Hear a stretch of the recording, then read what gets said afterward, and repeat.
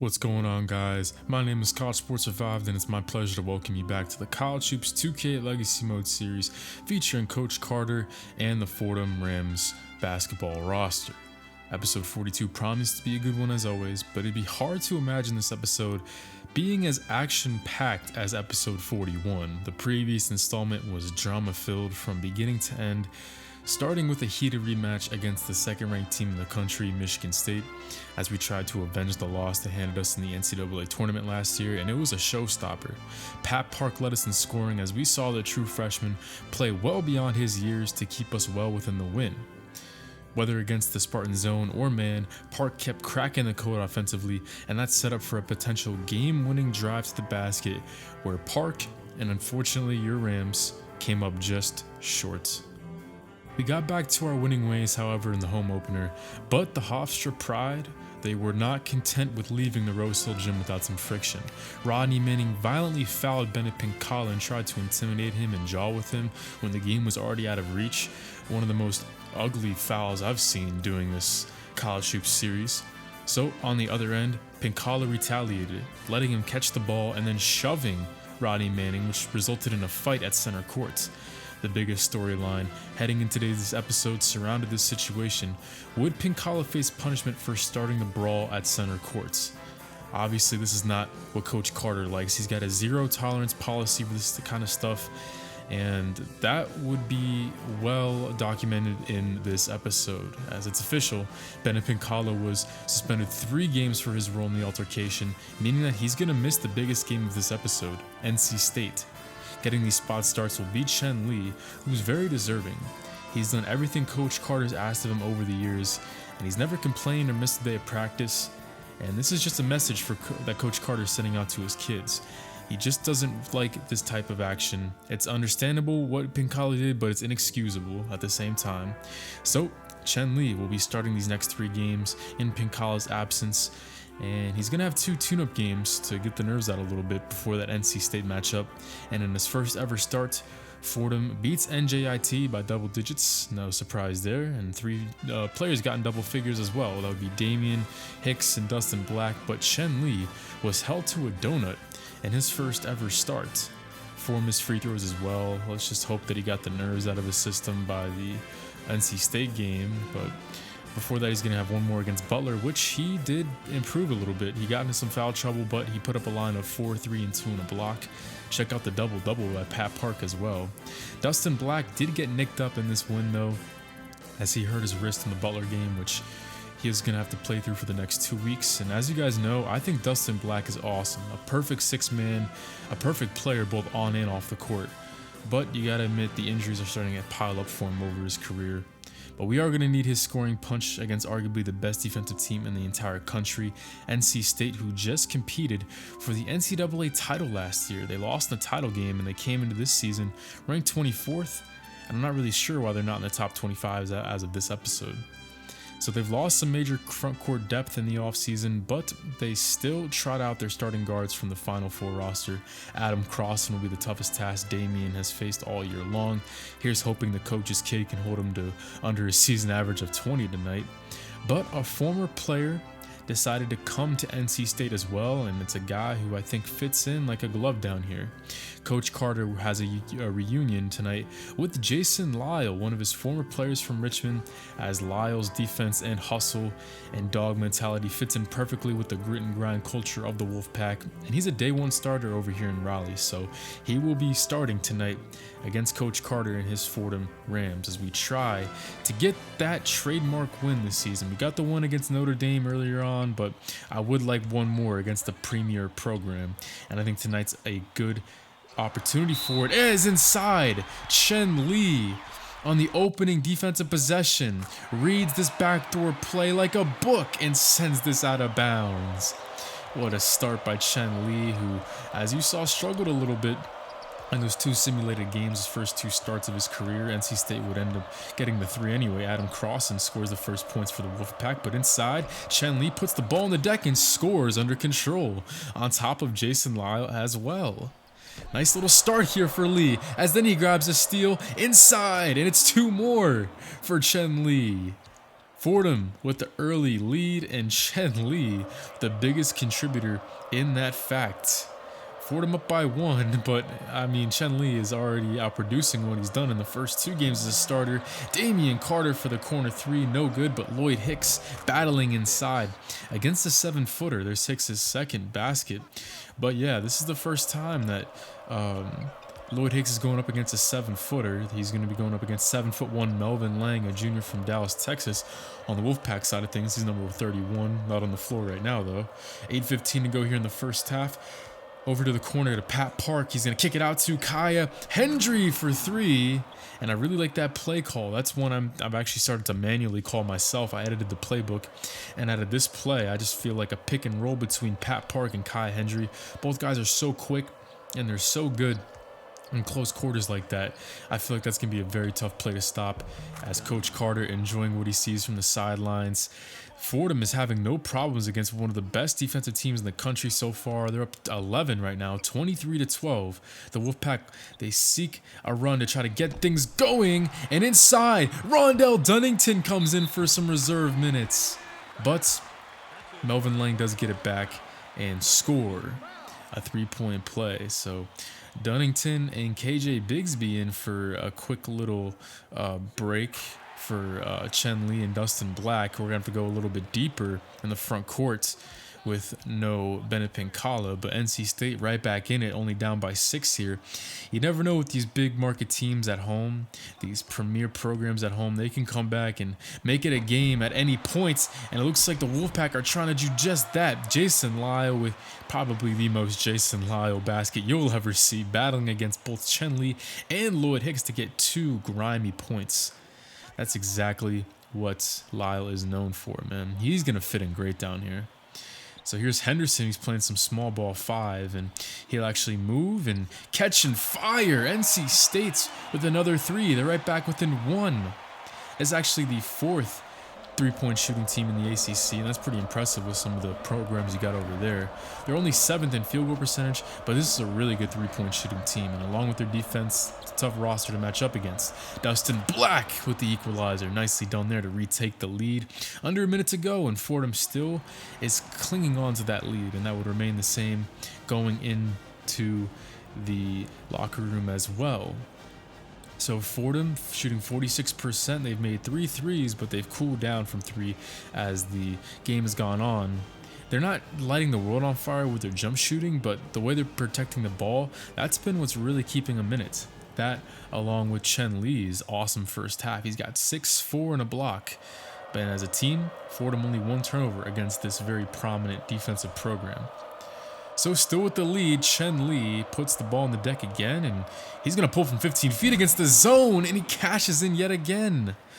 He actually got into the gym a lot with Fabian Swanson. I'm sure you guys remember him last year, our old power forward who had a really nice mid-range game, and you could see that. Chen Li, over time, just started to develop a nice little mid-range, and it's on display there.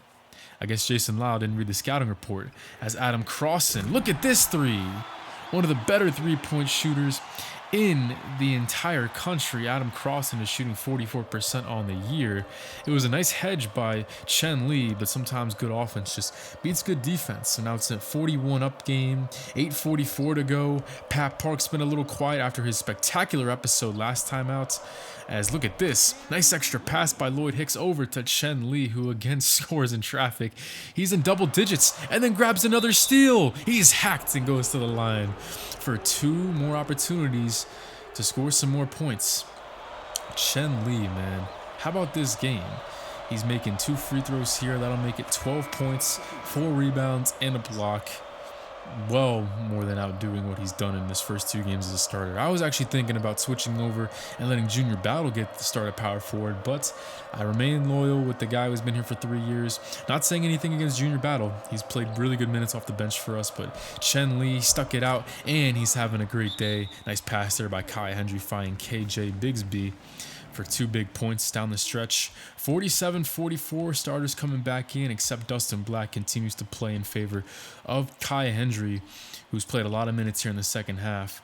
Henderson, who made the three earlier in Lloyd Hicks's face, will find Gabe Tyree, a very talented guard as well, who started last year in the title game. He'll kick it out to Rashad Roy, who's one of the better bench players in the entire country. 9 points per game and only 18 minutes a game for the 6'3 senior. 5:47 to go, 47 apiece.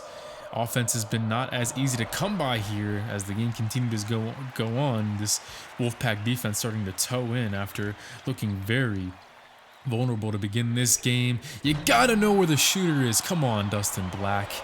A really rare time that you see Black's focus kind of waver a little bit. Bad slip up there. NC State has the crowd on their side with a 6-man meter full and a 5-point advantage. Gotta score here against the zone. Hicks with 10 to shoot. Backing down Lang. So over his shoulder, no good, but he crashes and put it in. Wow. I mean, I don't know how you guard this. Like, how do you... Oh my gosh. I just didn't know what to say when I first saw that. Lloyd Hicks is just an animal, man, sometimes. I love his game, and we're going to go back to him. Hicks against Lang. This has been a really fun matchup to watch all night long. Instead, he'll give it off to Chen Lee. He's open, but just doesn't get the bounce. Really needed that one as we're under 4 to play, and it's a 5-point deficit. Damian Carter up in Adam Crossan's pocket as Kai Hendry checks back in. What a pass, going back door. Come on, Lloyd Hicks, you can't get beat back door like that, but Melvin Lang has had plenty to give to Lloyd Hicks on both ends. Lang's in double digits, and a big free throw there. The Dallas, Texas native has been really putting in work tonight. It's been a really fun matchup to watch. If you're just a neutral viewer, they've been really even. Adam Crossan, no good, and Pat Park with a huge rebound. Could not afford to give one up right there, as we're already down 7. Here we go with Damian Carter against Gabe Tyree. Wants the screen. Nice take inside. Damian Carter, flashy drive there, but gets it done. Crossan nearly gives it away, but Gabe Tyree just recovers, and that means Crossan can drive and finish. Not quite, but of course, guess who's right there? Melvin Lang, who's played some big minutes down the stretch. 58 to 53 at this point, and Lang would make 2 free throws to make it a 3-possession game with just over a minute to go. Just too little, too late for Fordham. They gave NC State all that they could handle tonight, but it would be an 8-point Wolfpack win. Really tough one, man. But, man, this defense really showed what they're capable of down the stretch. Only 22 second-half points surrendered to the Rams, but Chen Lee came through. And in Pennant Pinkala's final suspended game, he had 11-5, 2 steals and a block, with 4 field goals and 3 of 4 from the line, which is nice to see after he shot 0 of 4 in one of his simulated games. Lloyd Hicks with a double-double. Pat Park was a little bit quiet. Adam Crossan with 15. He's a really tough guard. And check a look at Melvin Lang. He gave more trouble to Lloyd Hicks than anyone we've seen so far in Lloyd Hicks's very short yet promising career. So now we're gonna go back on the road. This was another tune-up game against Penn, but I wanted to highlight one player as we head to the Palestra, one of the most historic arenas in all of sports. The Palestra has hosted more basketball games, college games than any other arena in the entire country. It used to host Big 5 basketball for Philadelphia, the 5 major universities in the city. It was also the 3rd oldest arena in college basketball as well, with Northeastern's arena being number 1 and Fordham's Rose Hill Gym actually being number 2. And on top of all that, this is just an arena I wanted to see for myself in the game. But the main reason why I'm showing you the highlights is because this was a breakout game for one player in particular. This man right here, Damian Carter. He had a huge one in this one, and look at this, the zone basically daring him to shoot to begin the game, and from then on out, it was his game all the way through. The coach's kid, Damian Carter, had an awesome one in this one, so I definitely wanted to show you guys the highlights in this. Since this is a game that's a little bit more unorthodox, it wasn't a close one, it wasn't going to be competitive, it's a 65 overall team, I wanted to edit it in a different way and give you guys a different flavor. So I got some ESPN highlights on in the background, the music at least, and we're going to see what type of game that Damian Carter, our franchise point guard, put together. He's already got 7 out of the first 10 points for Fordham. And it would not stop there here in the first half. Already a 12-2 game for Fordham as the Quakers continue to struggle from the field. And Damian Carter continuing to orchestrate this offense like a clinic. 15-2 now as Kai Hendry finds his way into the right corner. What vision displayed there by Carter. But check out this. Even with the second unit out on the floor, Carter is still making plays with the backups, finding Junior Battle, the trailer on this break, as it's already pretty much out of reach for the Penn Quakers. Carter with his 4th assist. This is something I really want to do more of. I want to change the way I edit these games and change up the formula a little bit of the series so it continues to stay fresh for you guys. And I even have Damian's stats here written down as well by the end of the episode, and we can talk about those as well. But yeah, this is something I definitely want to do moving forward. Whether a player is playing well, has one really good game that I want to just highlight them, or it could just be that they're struggling and I want to see them step up. So there's a lot of ways that we can incorporate this to videos moving forward. But for Damian Carter's stats, right now he's averaging 7.5 points per game, which has been going up thanks to his recent good performances. He's also top 5 in the A10 in assists out of all Atlantic 10 players in the conference. Come on, they're leaving him open again? Oh man, this zone is just full of holes. And then he also leads the team in steals right now. As a whole, the steals have been going down as a team, and I also wanted to take a look at this possession here. He hit the 3, got the steal, and then set up a 3-point play for Kai Hendry. So basically a 6-point possession, all thanks to number 12 right there. But yeah, so across the board, the steals are down this year. We don't steal the ball as much as we did a season ago, but Damian Carter does lead the team with 1.3 steals at this point in the season. Let's take a look at this play right here. I love the way he got to the rim on this one, as he went baseline, brought 3 players, and then Bennett Pincala with the baby jumper as he's back from his suspension. He had a pretty decent game in this one. Another assist there for Damian Carter. He's also shooting 44% from the field, not bad, but 44% from 3 as well, as he hits his 3rd of the contest right here, already up to 13 points, along with all of those dimes he's been throwing. But by the end of the episode, he's going to be up to 44% from 3, 11 of 25, which is just blowing the doors off of what I thought he would do from behind the 3-point line. Another pass here. Chen Lee now gets a bucket. That's his 10th assist, so Damian Carter's got a double-double. I don't think we've ever had somebody get up to 10 assists in this series, as then he's not done. He'll end his day with a 5-finger discount. His 2nd steal and runouts, he would check out after that. And it was all in a day's work for number 12. What a game he showed. 15 points, 10 assists. The first double-double with assists I think we've seen in this Fordham era of this series.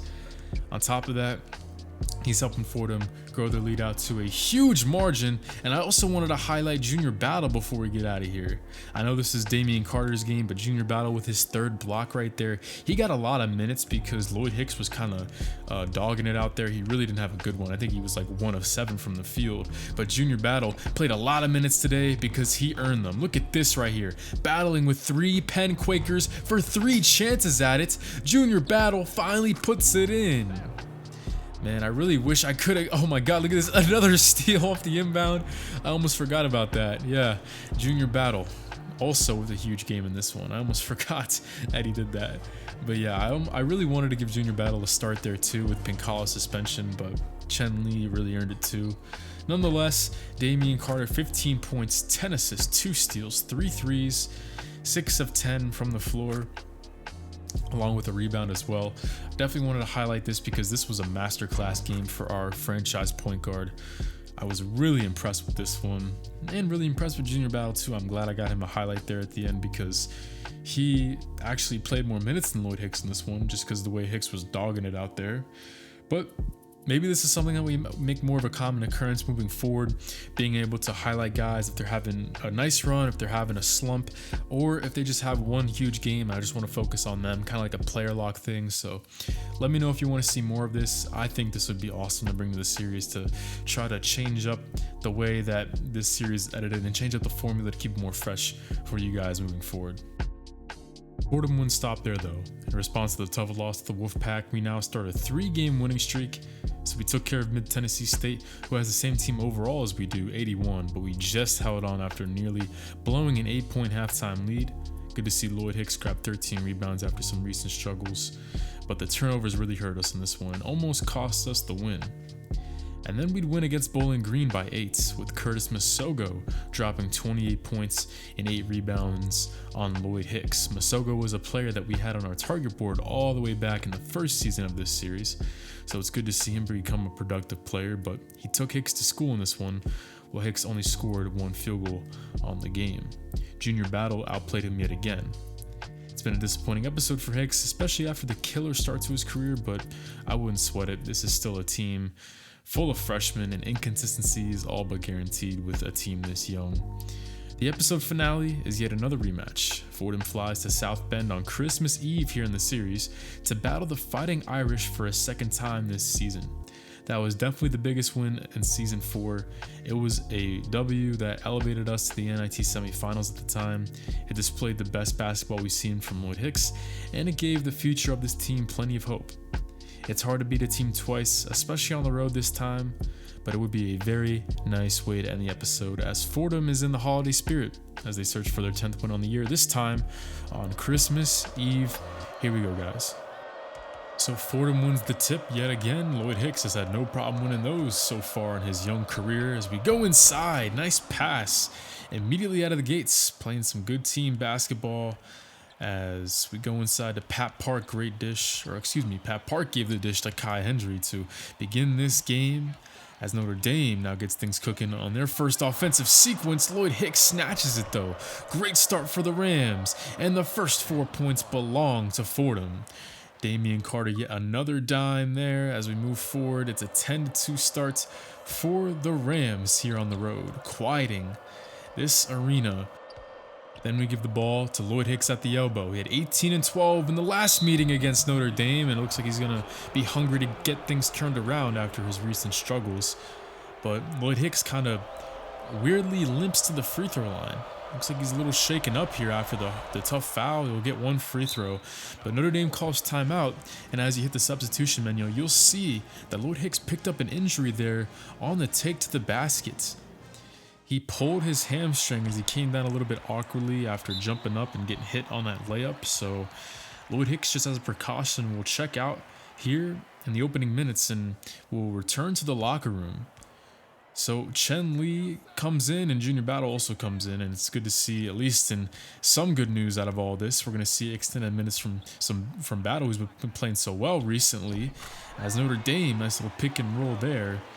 As without Lloyd Hicks out on the floor, they've immediately turned things around. Remember, it was 11-2 to open up the game, but ever since, Notre Dame with their own huge run. How about 18-10 Irish in the last couple minutes, as things are really starting to cool down, and regression to the mean hits for the Fordham Rams, still barely not making any jumpers in this one. We went inside early in this game, and it really worked for us, so we'll try to get back to it as Pat Park rips it from Shea Zimmerman. Definitely needed this one after the struggles shooting. We're starting to settle for some shots. We need more of this. We need some more energy. We need some more fight inside the paint. And it's going to be harder to do that with no Lloyd Hicks here in the first half as he continues to try to stretch out that hamstring. Under 3 to play now, 23 apiece. Top of the key for 3. This is Micah Darden, who is a 6-foot junior who averages 11.5 on the game. He only had 6 in the NIT meeting, but there's a huge shot there as the Irish find their first lead of the contest. 2:32 to go now. We're running a post up for Lloyd Hicks, or rather Bennett Pincala, and he'll flash at a screen. He'll roll. 4 players surround him, so Damian Carter still barely missing from 3. The hot streak continues for the coach's son. Like I said, 11 of 25 for Damian Carter as we reach the end of this episode. I don't know what it is. He just knows how to find open spots. He's not a sniper, but he's just super smart, and that helps finding open jumpers away from the ball. 7 seconds to go now, trying to keep it a tie game. Zimmerman, baseline, draws 2, kicked around to Kendrick Beckwith, who had the big game in the first meeting. He had 16 in the first game, and he's got 10 at halftime. And this time around, the 6'4 senior averages 16 on the year, and he's been a tough guard for my boy Kai Hendry in both meetings. Another thing that's tough for Fordham right now is the fact that they can't get their 3-point shooters open or find much to fall. In the first meeting, we were 0 for 7 as a team if you take away Damian Carter's 3 for 3 3-point shooting performance. And now in this one, the only 3 we've made was Damian's that we saw and made a highlight of earlier on in the game, as Lloyd Hicks immediately comes back out on the floor, and in a big way too. Look at this, all these pump fakes. He's aggressive, he's hungry to get back in the scoring column.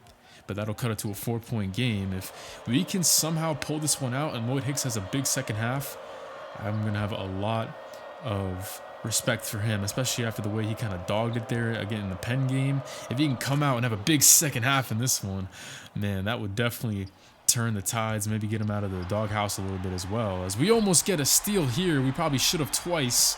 Come on, we got to get the stop, and we do. Man, that really grinds my gears when we can't get that steal. But then somehow Kai Hendry, who's got the best ball handling on the team, gets it ripped from him. And then Notre Dame will turn this into 2 points eventually on their side of things. Bounce pass, Darden inside, 2 points. Just that's been that kind of second half so far for Fordham. Outside of the Lloyd Hicks buckets, we haven't scored yet, and the Irish can't miss on their side of things. That's a 10-point Notre Dame lead. Trying to run a flare screen for Pat Park, but it's covered. The Notre Dame defense everywhere to be seen. Damian Carter now turns it over. It's a rare mistake for our coach on the floor. Darden with his 4th steal. And then this will be rotated to Stephen Biley for 3. No good, but then lazy rebounding. Nobody watched the weak side as Draper puts in 2 more. Coach Carter is incensed as the effort's not there. Notre Dame can't miss on offense, and we can't find any offense outside of the paint ourselves.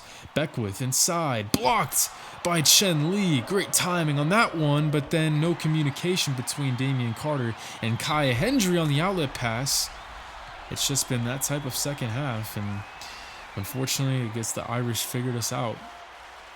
And with our team unity being so low, that's basically the rating of how much your guys have played together with one another in this game.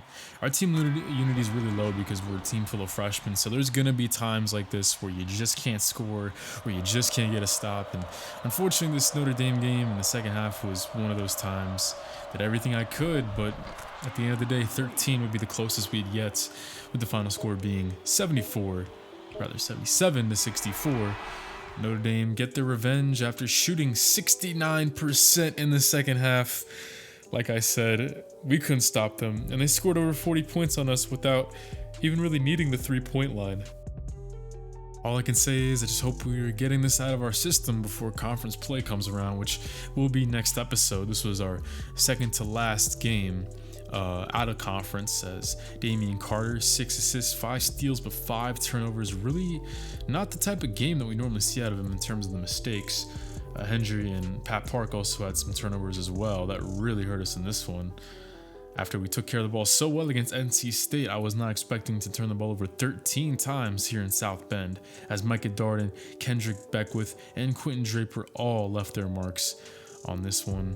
And Lloyd Hicks with that hamstring injury, we'll see how long it lingers, but hamstrings really hurts and they linger for a while, so hopefully he gets back to 100% before we play LaSalle next week. But we still have one more game against Iona and Rick Pitino, who just got the call to St. John's in real life, but I'll just say he's still on the sidelines here for the Gales. We do win this one 70 to 52.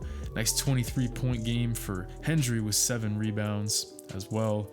Lloyd Hicks with 7 but only 1 rebound in this one. And then Timo Cruz was the second leading scorer on the game. So a bit of an unorthodox win, but we still win pretty comfortably and end out of conference with 10 wins and 4 losses. So double-digit wins out of conference. Definitely got to like that part of it.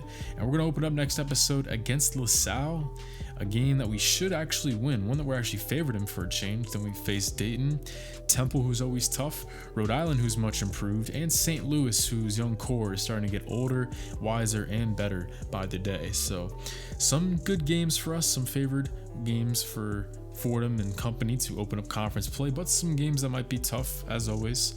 This A10 is brutal, so we'll see how ready we are with our team unity kind of low and us kind of getting exposed by some better teams in this episode down the stretch in the second half of these games. We'll see if we can hang as the only team ranked in the A10 right now, surprisingly, as we head into conference play, is George Washington. That's it. not Temple, not Charlotte. That's pretty surprising. Not even St. Joe's, who found their way in the top 25 a little bit last year. So we'll see if some of the teams get better. Charlotte and DeAndre Perry, we'll see if DeAndre Perry's regretting coming back for another year, but they have had a really brutal schedule, so I'm sure Charlotte's going to turn it around and be legit as always. Nonetheless, though, this will bring us to an end of the episode. Some ups, some downs, but we're going to see how we do opening up conference play against LaSalle, and then I'm going to play it by ear who we're going to play from then on out, which matchups seem interesting and all that. You guys know how this works by now, but at the end of the day, I'm glad you guys stopped by. I'm glad you enjoyed this episode, and yeah, I'll be seeing you guys next time around, where we'll be getting down and dirty with the games that truly matter, the Atlantic 10 Conference.